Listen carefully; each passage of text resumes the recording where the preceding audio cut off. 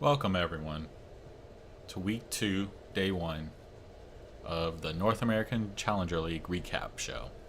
I'm your host, Benedict O'Neill, and I'm being really formal right now, which is kind of against my nature.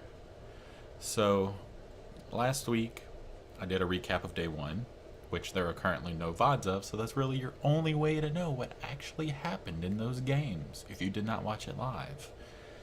You can find that on my channel, youtube.com/Benedict O'Neill. I hope this really serious thing is working because it's really awkward to do. So, as you might have noticed, I didn't do a recap for the rest of that week. Kinda takes a lot of effort to do a recap. You have to watch all the games. So, for me, that's sitting on my futon, watching Twitch.tv/NACL esports.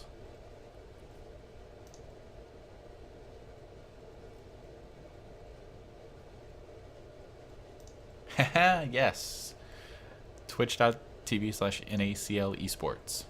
Obviously, this is their website, NACLesports.com. You can see the upcoming matches for that day. Top MVP, season standings, and past results. You can also see that on Wikipedia and Reddit.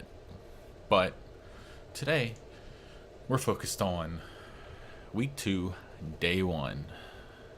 Cue the dun dun dun dun dun dun music or something to get you really pumped for these games. Today is October 14th. The first game of the day is Team Coast versus Team Curse. Alright, people. Team Coast 4-0, top of their conference. Team Curse just went through some roster changes. Added Curse Cop, who will be named Curse Goompa. All praise Lord Goompa. And Curse... Oh no. It's Quas. Top laner. Mid laner. Let's solo laner. It's a little confusing right now. Curse... They're trying to figure out if Voyboy and Quas which solo lane they're gonna get. So let's look at the bans. You can find the bans, if you can see this mouse cursor, right here at the bottom. So Team Coast bans out Cassidy, Renekton, Vi. Obviously you want to ban out Voyboy's Cassidy. And you just want to ban out Renekton because he's an ass. And you want to ban out Vi. Also an ass. Team Curse bans out Elise from Nintendude, the Jax from Zion Spartan, and the Zed from Shifter. So if we're looking at the lineups here, Team Coast in the top lane, Zion Spartan goes with Riven. You know, hot off playing multiple Riven games, and pretty much every time I see him laying against Dyrus and solo queue. In the jungle, got Nintendude X on his typical Jarvan. I mean, that's a comfort pick for him. Mid lane, Shifter goes with Ari. Comfortable pick for him. AD carry, don't match me. Caitlyn, another comfortable pick. And support, Zyra on Daydreamin'. As you can tell, I slightly tilt my head because I can't see because of the camera. Lineups for Team Curse. Got Quas, top lane. Shin. Jungle, I will dominate on Aatrox. A very aggressive jungler. We'll see if he can make the plays. Mid lane, Voyboy going with Orianna. AD carry, Curse Goompa, all praise Lord Goompa. Curse Cop on his Corki, who's known for season 2. He was, as I like to call, the Corki God.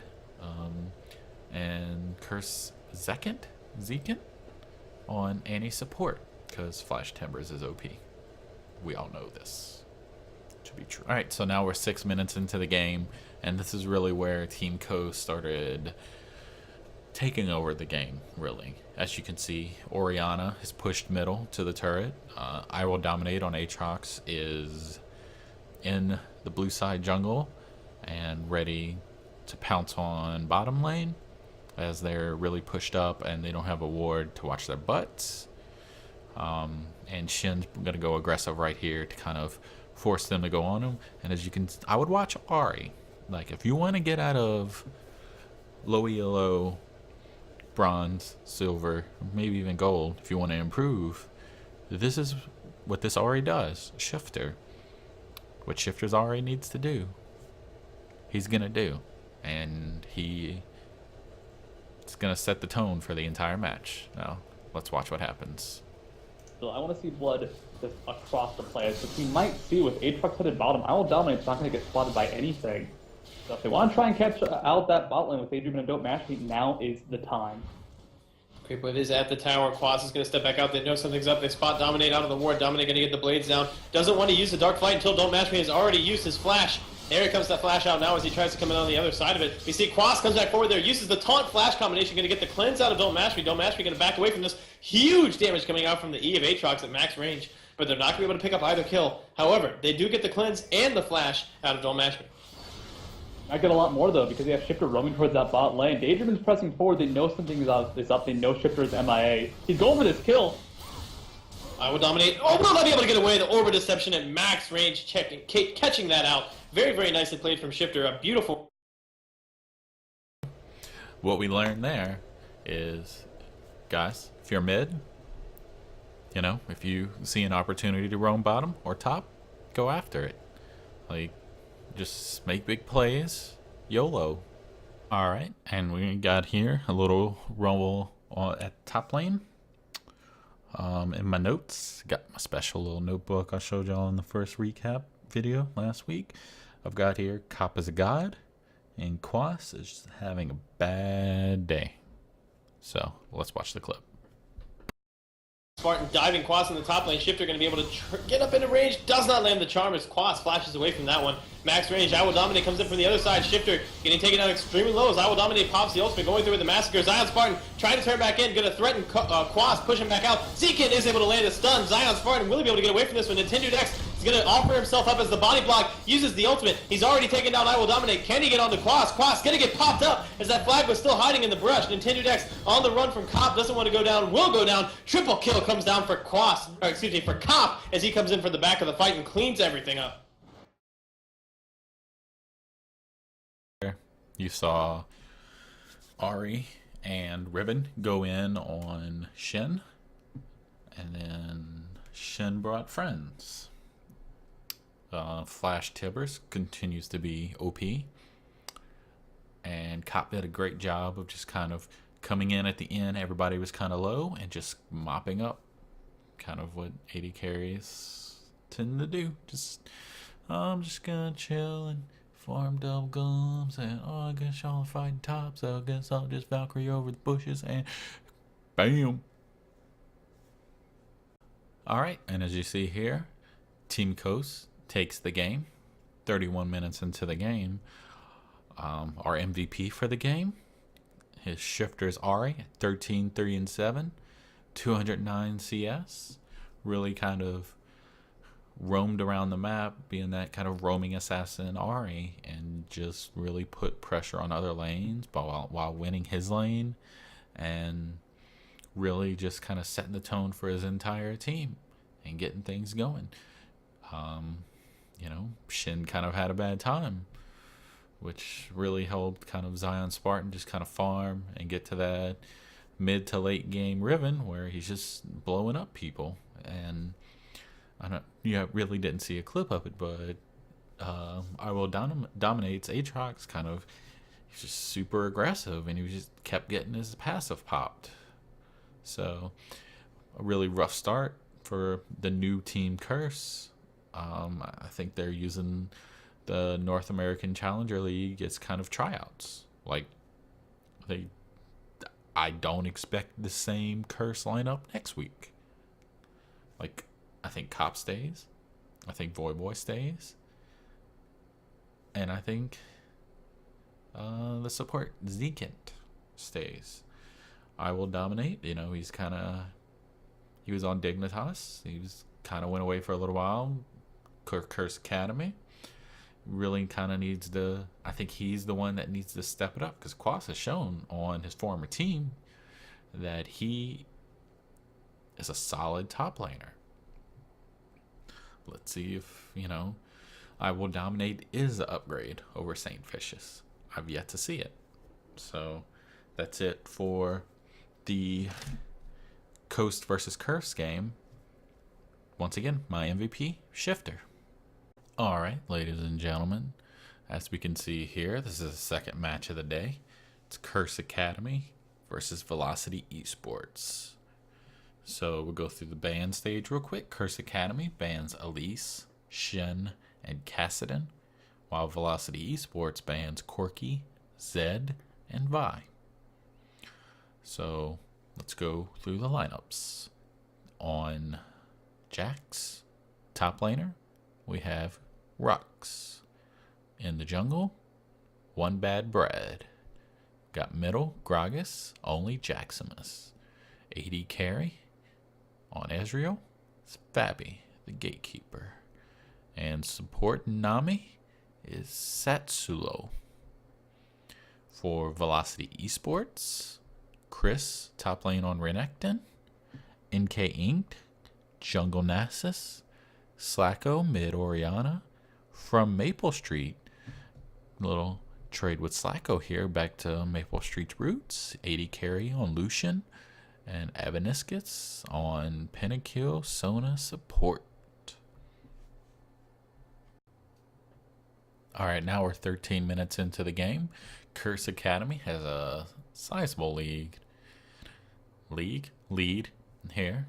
J4, One Bad Brad for Curse Academy, has been doing work. And I really thought at this point in the game he really needed to kind of help his lanes snowball a little bit. So this is some big plays mid.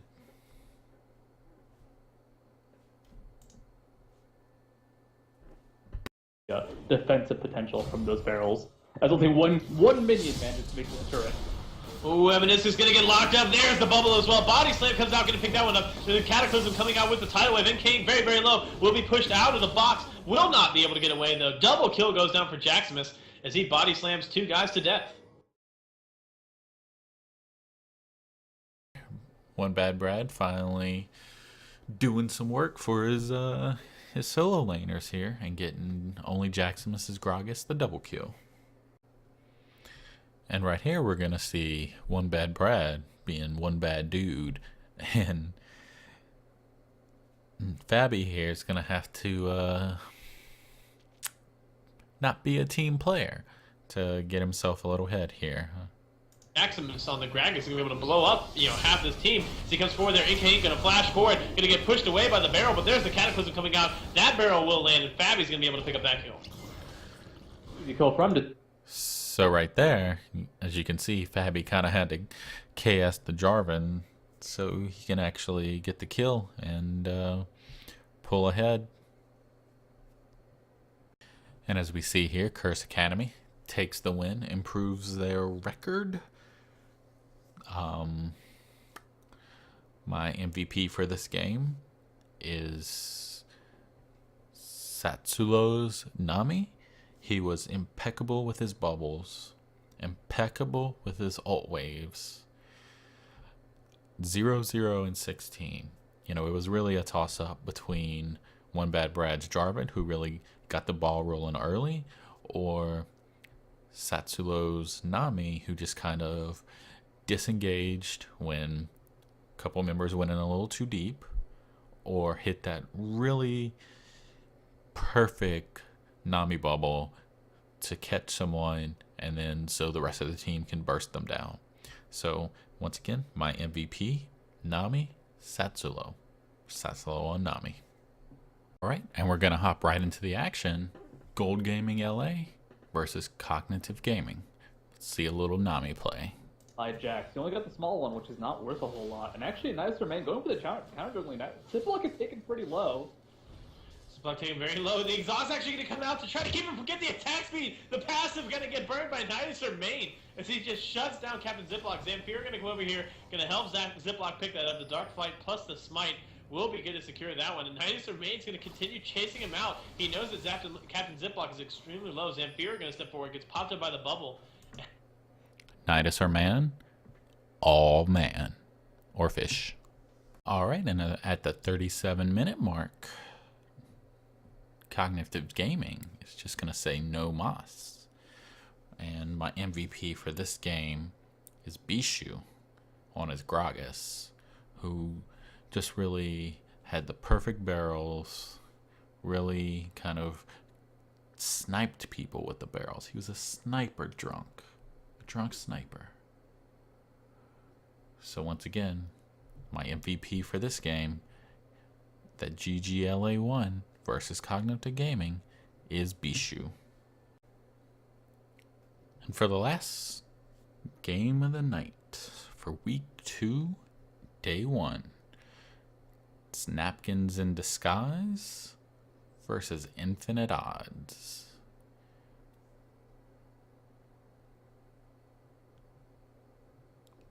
Napkins in Disguise got a top lane Nidalee on NX, Scuba Chris on Vi, Nubby Pooh Bear on Gragas, Flappy Bearfish on Corky, and Glubber on Annie. For Infinite Odds, you got their new top laner, because their old top laner is now playing for Team Curse, iKenny on Trendamere, Sicko Scott on Jarvan the Fourth, Gente on Ari, Xiaomi Lotus Mindy, I guess that's how you say that, on Ezreal, and Body Drop on Thresh.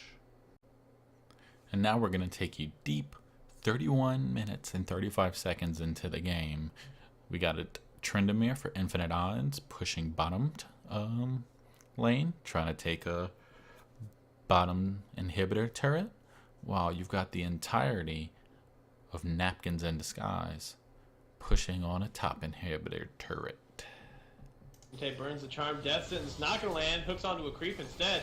That's going to be the signal for Flappy Bearfish to step forward and try to take this down. Sicko Scott going to go ahead and use the Cataclysm. Locks 3 up. Big Glarbu just going to initiate on him. He's going to use all the spells, and he's going to end up being the first one to fall down. Scuba Chris tries to get himself back out. He's going to end up going down. Double kill thus far for Lotus Mindy. Body Drop will not be able to get that flame in as the Valkyrie comes out. And iKenny, he's already pushed down the inhibitor in the bottom lane. We need the X-Pekka Cam. He's moving in onto the Nexus Towers. Right now, the only thing Infinite Odds don't want is for anyone to be able to recall. Flappy Bearfish stepping forward here. The charm comes out from Gente. Going to try to lock up Flappy Bearfish in time. Flappy Bearfish picks up the double kill. Inox is going to make it back to base. Can iKenny take this down in time? He's going to have to back away. He's going to take a spear, but he's already in the ultimate. Exhaust comes down. Inox is going to try to chase this down. iKenny no longer has the ultimate. Inox splashes forward there. Will be able to pick up the kill with a takedown. Flappy Bearfish takes down that inhibitor tower, and thus far, Napkins in Disguise are maintaining their control over the map.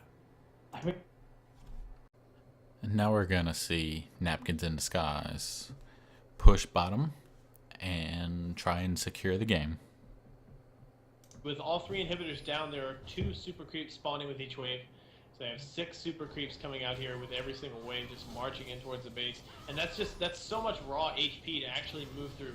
And then let alone the fact that there's also, the entire enemy team who want to take down your Nexus as quickly as they possibly can.